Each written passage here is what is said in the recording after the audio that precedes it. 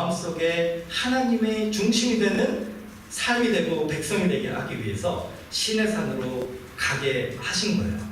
그들에게 신의 산에서 살아계시고 능력이 되시는 하나님을 경험하는 것이 반드시 필요했기 때문에 하나님은 이스라엘 백성들을 저 고생을 시켜가면서 신의 산으로 이끄셨다는 것입니다. 그것이 가치가 있는 것인가?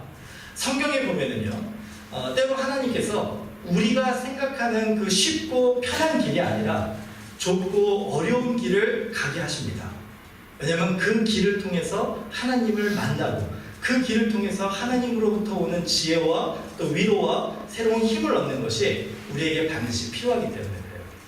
그 좋은 예가 이 엘리야가 있습니다. 엘리야 선지자는 이스라엘의 선지자였는데요, 굉장히 그 악한 시대, 아합 왕의 그 악한 시대에 살았던 선지자였고, 그 시대에 하나님의 말씀을 선포하며 그 회개를 선포했던 선지자였습니다. 그 엘리야 선지자가 정말 고생하면서 하나님의 말씀을 선포하다가 영적으로 육적으로 이제 고갈된 상황, 번아웃 상태에 이제 이르는 거예요.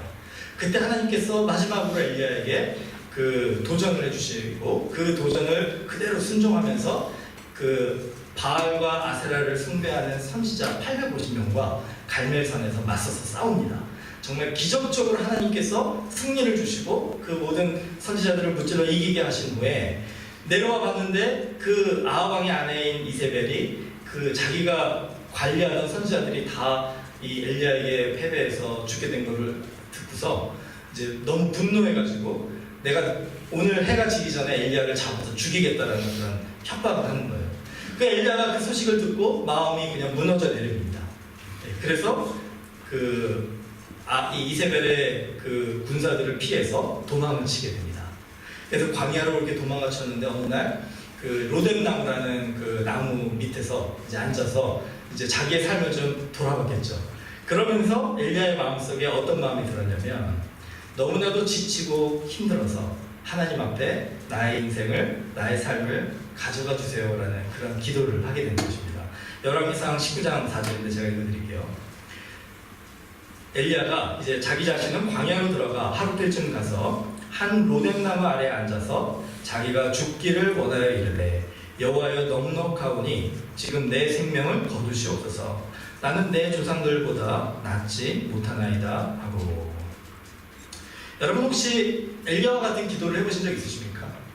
정말 사는 게 힘들고 지쳐서 열심히 사는데 마음속에는 늘 뭔가 허전하고 만족함이 없고 하나님이 함께 하시고 정말 하나님의 그 은혜가 충만한 삶을 산다라고 생각을 하지만 왠지 나 자신이 너무나도 죄 가운데서 부족함을 경험하게 되고 또 하나님 보시기에 부끄러운 그런 모습들을 자꾸 보게 되고 어떤 때는 내가 인생을 살아가면서 그 닥쳐오는 여러 가지 삶의 환경들이 너무나도 힘들고 무거워서 그냥 그것에 짓눌려 버려서 낙심하게 되고 더 앞으로 나아가 정말 하루도 더 살 그런 그 마음속에 그 용기가 서지 않아서 그냥 속으로 우리가 그 믿는 사람들이니까 스스로 목숨을 끊어서 자살할 수는 없잖아요. 예. 그러니까 속으로 우리가 이러한 기도를 할 때가 있지 않습니까? 하나님 이제 조카오니 이제 나를 데려가 주세요.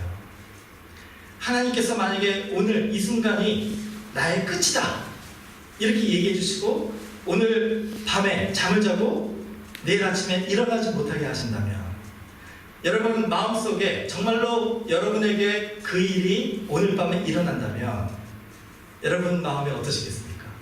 정말로 우리가 이 엘리야와 같은 마음이 있을 때는 그것도 괜찮겠다라는 생각을 해볼 때가 있다는 거예요. 여러분 엘리야가 그런 마음으로 지금 로뎀나무 아래에서 기도하는 겁니다. 주님 이제 조카오니 내 생명을 거둬가 주십시오. 하나님께서 엘리야에게 찾아오셨어요. 그리고 엘리야를 위로하십니다. 엘리야를 격려하세요. 그 엘리야에게 천사를 통해서 음식을 제공해 주셔서 그가 이제 먹고 새 힘을 얻고 어떻게 하시냐면 엘리야로 하여금 이 시내반도의 제일 밑에 있는 시내산으로 가게 하십니다. 열왕기상을 보면은 엘리야가 40일을 걸어서 저 시내산을 올라갔다라고 기록이 되어 있습니다. 그래서 엘리야가 그 산 위에 올라가서 어떤 경험을 합니까? 하나님의 그 섬세하게 역사하시고 움직이시는 그 은혜를 체험하고 하나님의 음성을 듣고 그 하나님께서 주시는 위로와 격려를 받고 하나님이 주시는 그 새로운 삶의 소망과 또 삶의 꿈을 갖게 되고 하나님의 주시는 능력을 얻게 되고 그걸 가지고 이제 다시 시내산을 내려가서 다시 40일을 걸어서 이스라엘로 돌아가 하나님이 맡겨주신 그 일들을 아주 멋있게 감당하는 엘리야의 모습을 우리가 보게 됩니다. 시내산에는 물론 하나님이 시내산에만 계시는 건 아니에요. 하지만 성경에서 볼 때 이스라엘 백성들, 이제 모세나 이스라엘이나 엘리야나 이스라엘 백성들이 시내산을 부를 때 하나님의 산이라고 불렀습니다.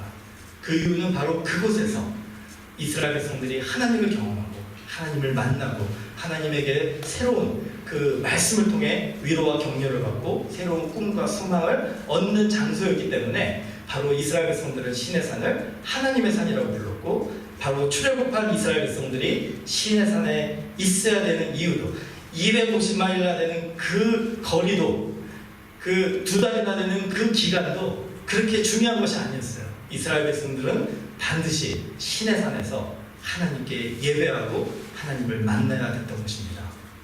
여러분 이 시대에 우리의 시내산은 어딜까요? 바로 우리 교회가 하나님께서 우리에게 보내주신 시내산이라는 거예요. 여러분 오늘 교회 나오실 때 이렇게 이스라엘 백성들처럼 뭐 250마일 2달이나 그렇게 고생하면서 교회에 오지는 않으셨죠. 편안하게 교회에 오셨을 겁니다. 그러나 이 교회 공동체는 바로 이 예배의 자리는 하나님께서 저와 여러분들 우리를 위해서 예배해 주셔서 우리를 만나기 원하시고 우리에게 하나님의 음성을 들려주기 원하시고 우리의 기도에 응답해 주기 원하시고 우리에게 새 힘과 능력을 주셔서 이스라엘 백성들과 같이 새로운 출발을 해야 되는 그런 연약한 이스라엘 백성들에게 하나님의 능력을 옷 입혀 주시고 엘리야와 같이 지치고 힘든 그런 영혼들에게 새로운 힘과 소망을 주시는 그런 자리가 바로 교회라는 것이에요. 그런 자리가 바로 우리가 같이 있는 예배의 자리다라는 것입니다. 그래서 우리는 예배에서 성공해야 돼요. 예배를 성공하는 사람은 인생을 성공하는 것입니다. 저를 좀 따라주세요. 예배를 성공하면 인생을 성공할 수 있습니다. 네, 그래서 우리 교회 공동체가 중요한 거예요. 이 교회는 건물이 아닙니다. 예, 교회는 전혀 건물이 아니에요. 교회는 예수 그리스도를 믿는 사람들의 모임이에요. 그런데 그 교회 공동체가 건물이 필요한 이유가 있어요. 예, 저희 교회도 이제 우리가 건축을 위해서 이제 기도를 시작하지 않습니까? 지난주가 1일이라 그랬죠. 예, 이제부터 우리가 기도하는 거예요. 그러면 우리가 기도할 때 하나님 우리에게 교회 성전을 주세요 이렇게 기도를 했는데 하나님이 왜? 이렇게 물어보시면 우리가 뭐라고 답을 해야 될까요? 교회는 건물이 아닌데 왜 굳이 우리에게 이 성전이 필요할까요? 그 많은 이유 중에 중요한 이유 하나는 바로 이것입니다. 여러분이 하루하루 인생을 살아가다가 여러분이 시내산에 올라가야 될 필요가 있을 때 어디로 가시겠어요? 교회로 오셔야 되는 거 아니겠어요? 모세가 이스라엘 백성들이 엘리야가 그 먼 길을 마다 않고 시내산에 올라가서 하나님을 만나고 하나님께 기도함으로 그의 기도들의 응답을 받고 새 힘을 얻었던 것처럼 우리 성도들이 정말 삶 속에서 엘리야와 같이 그 로뎀나무 아래 앉아서 주님의 도움이 필요한 정말 주님의 그 음성이 필요하고 주님의 위로가 필요하고 주님의 인도하심이 필요한 주님의 지혜가 필요한 그 순간에 우리가 어디로 가겠냐는 거예요. 바로 교회로 나가야 되는 거 아니겠습니까? 그래서 우리 교회에 하나님의 성전이 있으면 좋겠다. 우리가 정말 우리 성도들이 언제든지 나와서 저는 여러분들과 좀 한 가지 우리가 같이 우리 교회 공동체로서의 하나 약속을 좀 했으면 좋겠어요.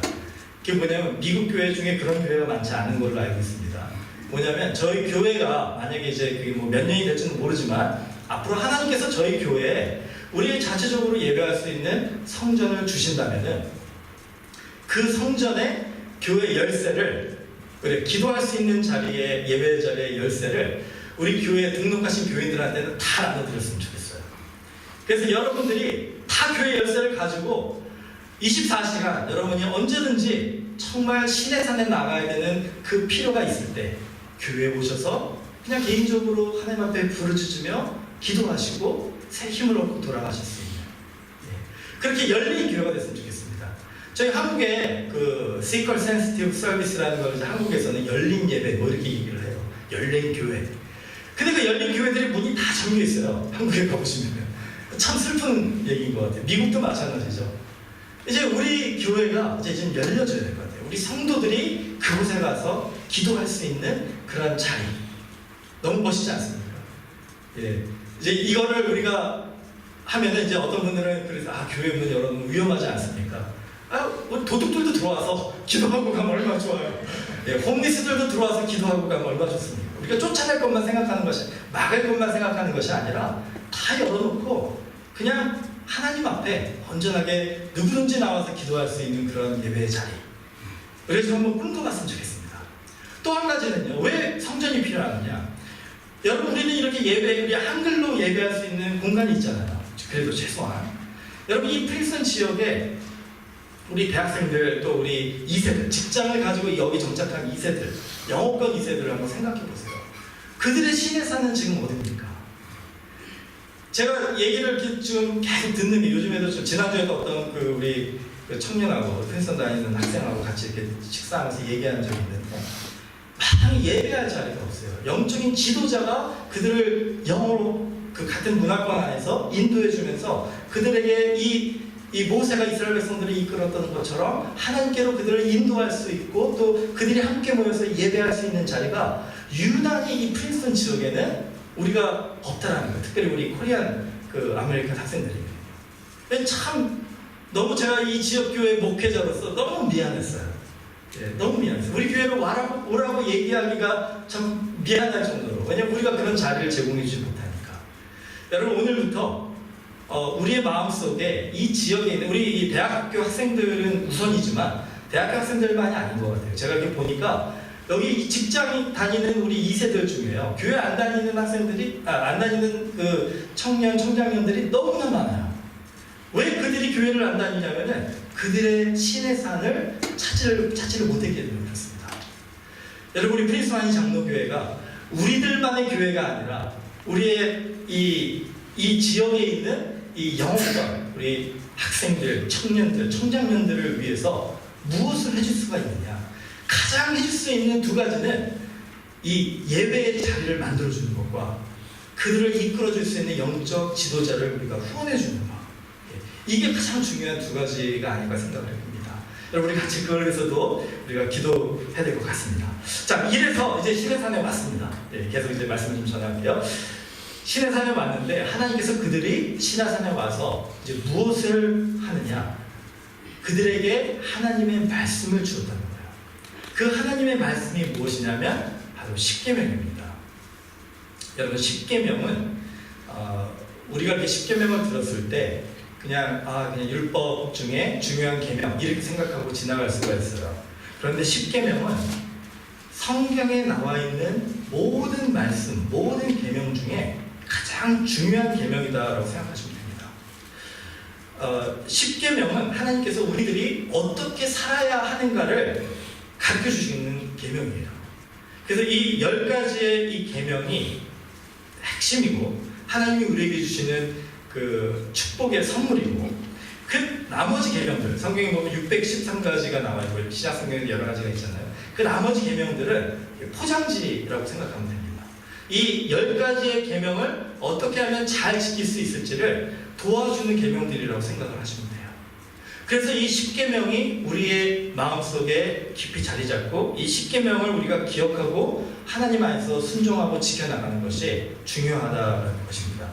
자, 그럼 십계명이 무엇인가? 우리 스크린을 좀 올려주시면, 이 10가지가 있는데 우리 다 같이 하나씩 읽겠습니다. 자, 첫째, 나 외에 다른 신들을 내게 두지 말라. 둘째, 우상을 만들거나 섬기지 말라. 셋째, 하나님의 이름을 강경되게 부르지 말라. 넷째, 안식일을 거룩하게 지키라. 다섯째, 내 부모를 공경하라. 여섯째, 살인하지 말라. 일곱째, 간음하지 말라. 여덟째, 도적질하지 말라. 아홉째, 거짓 증거하지 말라. 열째, 내 이웃의 집을 탐내지 마라. 네. 이거 좀 다 우리가 외웠으면 좋겠습니다. 제가 앞으로 오늘하고 이제 2주에 걸쳐서 이 10계명을 이제 2파트로 나눠서 같이 좀 공부해 보려고 해요. 여러분 이 앞으로 3주 동안 이 10계명에 대해서는 좀 우리가 확실하게 배우고 우리 마음에 좀 새기고 살아갔으면 좋겠습니다. 왜 이게 중요하냐면요. 예수님께 그 율법 교사가 와서 물어봤어요. 예수님, 성경의 가장 큰 계명이 무엇입니까? 가장 중요한 계명이 무엇입니까? 라고 물어봤는데 예수님이 뭐라고 대답하셨냐면요. 마태복음 22장 36절에서 40절 제가 읽어드릴게요. 예수께서 이르시되 내 마음을 다하고 목숨을 다하고 뜻을 다하여 주 너의 하나님을 사랑하라 하셨으니 이것이 크고 첫째 되는 계명이요. 둘째도 그와 같으니 내 이웃을 내 자신같이 사랑하라 하셨으니 이 두 계명이 온 율법과 선지자의 강령이니라. 네. 자, 예수님이 뭐라고 얘기하셨냐면 가장 중요한 두 가지 계명은 하나님을 사랑하는 것 그리고 이웃을 사랑하는 것이다라는 거예요.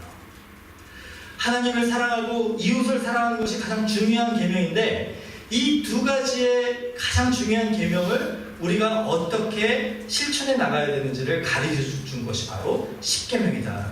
그래서 첫 번째에서 네 번째 계명은 우리가 어떻게 하면 하나님을 사랑할 수가 있는가를 가르쳐주고 다섯 번째부터 열 번째는 우리가 어떻게 하면 이웃을 사랑할 수 있는가를 가르쳐주는 것이다 라고 할 수가 있습니다.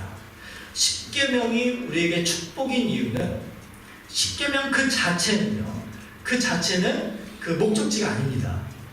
하지만 10계명은 그 사랑의 목적지로 우리를 이끌어주는 그 인도자의 길잡이의 역할을 하기 때문에 그 10계명을 우리가 배우고 10계명을 마음에 새기고 순종하는 것이 우리에게 축복의 그 방법이다. 축복을 받는 열쇠다라는 것입니다.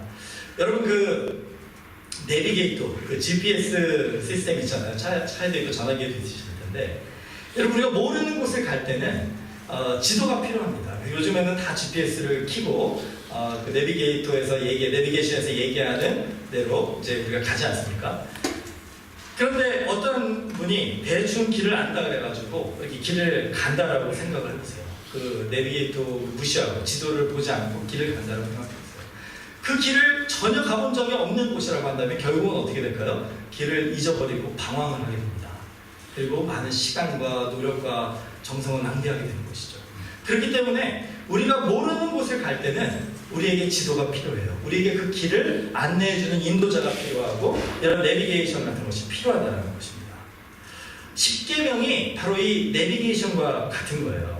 10계명은 우리가 어떻게 하면 하나님의 사랑의 삶을 살 수 있고 어떻게 하면 이웃사랑의 삶을 살 수 있을지를 길잡이 역할을 하면서 하나씩 가르쳐주는 거기 때문에 우리가 내비게이션 없이도 우리는 사랑할 수 있습니다. 하나님도 사랑하고 이웃도 사랑할 수 있습니다. 근데 그것이 쉽지 않은 이유는 그것을 가는 길을 모르기 때문에 결국은 우리가 길을 잃어버리고 방황하게 된다는 것이죠. 제가 2004년에 그 신학교를 졸업하고 그 샌프란시스코의 이제 첫 사역지가 이제 정해져가지고 우리 자녀들을 데리고 아이들 데리고 자동차로 그 보스턴에서 샌프란시스코까지 여행을 한 적이 있습니다. 이제 애들이 어리니까 그 좀 위험해서 그때 그 이제 내비게이션이 그때 막 유행했던 게 뭐였냐면은 탐탐이라는 내비게이션이 유행했어요. 2004년에 그거 아실지 모르겠는데 이게 차에다 붙이는 건데 저희가 이제 그거를 사가지고 차에다 딱 붙이고 이제 주소를 찍고서 이제 갔습니다. 근데 이제 아이들이 이제 어리니까 잘 모르잖아요. 근데 거기 이제 그 여자 목소리가 이렇게 그 당시에는 나왔었는데 요즘 모르겠어요. 근데 그 이제 며칠 한 일주일을 잡고 갔거든요. 그러니까 한 이틀이나 3일쯤 되니까 이제 그 목소리가 익숙해진 거예요. 그러니까 이제 아이들하고 저희들이 이제 같이 얘기하다가 뭐 왼쪽으로 좌회전하세요 그러면은 네 그래서 대답을 하고 우회전하세요 네 하고 대답하고 뭐 이렇게 대화하듯이 갔습니다. 그러니까 아이들이 이제 친해지니까 이름을 붙여주잖아요. 그래서 그때 우리가 지나라는 이름을 붙여줬어요. 그 탐탐의 그 여자분한테. 그러니까 한 일주일 정도 지나고 나니까 가족 같더라고요. 저희 4명이 타고 있는데 5명이 앉아서 같이 가는 것 같이 굉장히 친숙해졌습니다. 예. 참 고마운 친구죠, 탐탐이. 그 진아가. 근데 여러분 한번 상상해 보세요. 저희가 이제 샌프란시스코 집에 딱 도착을 했어요.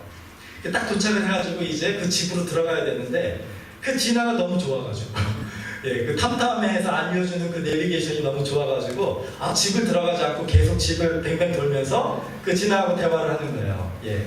여러분 그게 상상이 되십니까? 상상이 되지가 않죠. 아무리 그 우리의 길을 안내해주는 길잡이가 우리에게 익숙하고 우리가 좋아하고 그것을 우리가 사랑해도 우리의 목적지에 도달하면은 그것을 과감하게 차에 버려두고 우리의 집으로 들어와야 되는 결단을 해야 된다는 것이죠. 십계명이나 성경에 나와 있는 율법이 길잡이라고 하는 이유가 바로 여기에 있습니다. 십계명이나 성경에 나와 있는 율법은 목적지가 아니에요. 목적지는 어디냐면 바로 하나님. 그 하나님께서 우리에게 보여주신 하나님의 사랑과 이웃의 사랑이 우리의 목적지라는 거예요. 그렇다면 그 목적지를 가기 위해 십계명이나 모든 율법들은 그 도구라는 것이죠. 그러니까 우리는 그거를 사용해야 되는 것이지 그거를 숭배해야 되는, 그거를 너무나도 사랑해서 감사하고 포기 못해 이렇게 하면 안 된다는 거예요. 그렇게 한 사람들이 예수님 시대에 있었습니다. 그게 누굽니까? 바리새인들이에요. 바리새인들은 이 십계명을 포함한 이 성경에 있는 율법들을 도구로 쓰지 않고 목적으로 생각을 했어요. 그것들을 지키고 그것들을 붙들고 그것들을 이루면서 순종하며 사는 것이 전부라고 생각했기 때문에 그것을 지키고 순종하기 위해서는 하나님도 희생할 수 있고 이웃들도 희생할 수 있는 거예요. 율법을 지키기 위해서는 내 옆에 있는 사람이 구덩이에 빠져 죽어가도 병에 걸려서 죽어가도 그 율법을 지키기 위해서는 괜찮다. 그 사람들은 우리가 신경 안 써도 된다라는 그런 잘못된 생각을 가지고 살고 있었기 때문에 예수님께 위선자 또 회칠한 무덤이라고 그렇게 아주 꾸중을 얻었던 것입니다. 여러분 우리가 십계명을 소중하게 생각하고 십계명이 하나님이 우리에게 주신 축복이라고 받아들이는 것이 반드시 필요하지만 십계명은 우리의 길잡이라는 걸 잊지 마시고 십계명을 지키는 것이 중요한 것이 아니라 십계명을 지킴으로써 우리가 도달해야 되는 그 목적지가 중요한 것입니다. 그걸 우리가 늘 마음에 새겨야 되는 거예요. 그 목적지가 뭐라고요? 하나님을 사랑하는 것과 이웃을 사랑하는 것이다 라는 것입니다. 자, 십계명은 그렇기 때문에 우리에게 축복이고 저주가 아니라는 거예요. 십계명이 도구가 아니라 목적이 되어버린 사람들은 십계명만 들으면 막 알레르기가 생겨요. 막 부담이 되고 막 거부감이 생기고 왜 하나님이 십계명을 주셔서 우리를 이렇게 힘들게 하나? 한번 생각해 보세요. 여러분 부모 열심히 공경하고 계십니까? 여러분 삶 속에서 거짓말하지 않고 이웃의 것을 탐내지 않고 뭐 이렇게 십계명을 열심히 지키면서 살고 계십니까? 우리 그렇게 예라고 대답하시는 분들이 대부분이시겠죠, 여기 계신 분들. 그렇지만 우리의 마음속에 그렇게 우리가 십계명을 열심히 지키면서 살아도 항상 마음속에 불안하고 두려움이 있는 뭡니까? 혹시라도 내가 그 중에 몇 가지 계명을 어기면 어떻게 되나? 하나님께서 이놈하면서 우리를 꾸중하시고 벌 주시고 심판하지는 않으실까? 혹시 내가 십계명의 계명들을 어겨가지고 내 삶 속에서 일들이 막 안 좋은 일들이 일어나면 어떡하나? 내 가족에, 내 자녀에게 어려운 일 막 갑자기 막 몸이 아프고 막 사고가 나고 막 이렇게 되면 어떡하나? 늘 불안한 마음에서 살게 되는 거예요. 여러분 그것은 율법의 사슬에 매여 사는 사람이라고 할 수가 있습니다. 율법이 우리의 목적이 되어버린 사람이라고 할 수가 있어요. 우리가 거기에서 자유함을 얻어야 돼요. 하나님께서 우리에게 십계명을 주시고 이 율법들을 주신 이유는 그거를 통해서 하나님에게 도달하게 하시기 위함이다라는 거예요. 그게 진정한 자유다라는 것입니다. 그래서 십계명을 우리가 하나님의 축복으로 받아들일 수 있는 이유, 저주가 아니라 축복으로 받아들일 수 있는 이유는 그거를 어기면은 안 돼, 이게 아니라 그 십계명을 통해서 우리가 하나님께 더 성숙하게 나아가고 하나님을 기쁘시게 살아갈 수 있는 도구로서 우리가 사용하면 하나님이 우리를 기뻐하시고 우리가 하나님께 더 가까이 나갈 수 있기 때문에 그게 축복이다. 어저께 우리 그 다니엘 돌잔치를 하면서 제가 이게 많은 걸 이렇게 나눴지만 그 중에 한 가지가 다니엘이 굉장히 일찍 걷기 시작했거든요. 근데 얼마나 힘들었겠습니까? 걷는데. 여러분 아이들이 여러분 다 경험해 보셨죠? 자녀들 경험이 있으면 경험해 보셨겠지만 아이들이 걷는 거를 배우게 하기 위해서 부모들이 뭘 합니까? 이렇게 손을 잡고 걷게 해주고 그러다가 가끔 이제 혼자 걸을 수 있을 것 같으면 어떻게 해요? 손을 이렇게 살짝 놓지 않습니까? 그럼 어떻게 됩니까? 처음에는 아이들이 넘어지죠. 그 넘어지면서 부모한테 뭐라 그랬을까요? 아, 세상에 믿을 사람 하나도 없구나. 뭐 그런 얘기를 했겠죠. 막 속으로 막 부모한테 막 원망하고 불평하지 않겠습니까? 왜 나를 넘어지게 하나? 왜 나를 붙들어주고 나를 끝까지 인도하지 않고 왜 그 손을 놔서 나를 넘어지게 하나? 아프게 하나? 힘들게 하나? 아이들이 말을 못하다 뿐이지 속으로는 좀 원망했을 것 같아요. 여러분 생각해 보세요. 넘어짐이 필요할까요? 필요하지 않을까요? 반드시 필요합니다. 십계명을 우리에게 주신 이유는 우리가 넘어지게 하시기 위함이에요. 우리가 그 계명들을 지키다가 실패하는 것을 경험하게 하시기 위함이라는 거예요. 그 실패와 그 아픔이 우리에게 있어야지 우리가 걷는 법을 배우기 때문에 그래요. 우리가 하나님께 나아가 사랑하는 법을 배울 수가 있기 때문에 그렇습니다. 어떻게 하나님을 사랑하고 어떻게 이웃을 사랑하는지를 배우기 위해서는 그 십계명을 지키기 위해서 노력하다가 실패하는 경험들이 그 아픔의 상처들이 그 무릎의 그 상처들이 우리들에게 있어야 된다는 거예요. 그렇지만 하나님을 원망하지 마십시오. 하나님이 손을 놨다고 하나님 정말 믿을 게 못 되는구나 이렇게 생각하지 마시라는 거예요. 하나님의 마음속에는 우리가 이 십계명을 포함한 우리 하나님의 말씀을 순종하고 지키면서 살아가다가 실패하고 넘어질 때 우리의 곁에서 우리를 다시 일으켜 주시고 우리 아픈 상처들을 치유해 주시고 다시 걸어갈 힘을 우리에게 주신다는 것이죠. 그래서 우리에게 신의 산이 필요한 것이고 그래서 우리에게 하나님의 말씀이 이 십계명이 필요한 것입니다. 여러분 이제 오늘부터 이제 우리의 신의 산에서 하나님의 말씀에 귀를 기울이고 한 걸음 한 걸음 주님과 함께 오늘 이 십계명을 이제 잠깐 맛보기 하셨는데 이제 다음 주에 다시 우리 신의 산인 이 교회 공동체에 올라오셔서 하나님의 음성을 들으시고 그 하나님의 사랑하는 법을 이제 다음 주에 배울 건데 그 배우시고 삶 속에 실천하시면서 정말 하나님과 즐거운 그런 사랑의 교제를 이렇게 우리가 누리면서 살아갈 수 있는 그 과정 속에서 우리가 날마다 신앙의 성숙을 하고 그 속에서 하나님께 감사하고 하나님께 영광을 돌릴 수 있는 그런 우리 모두가 되기를 주님의 이름으로 축원합니다.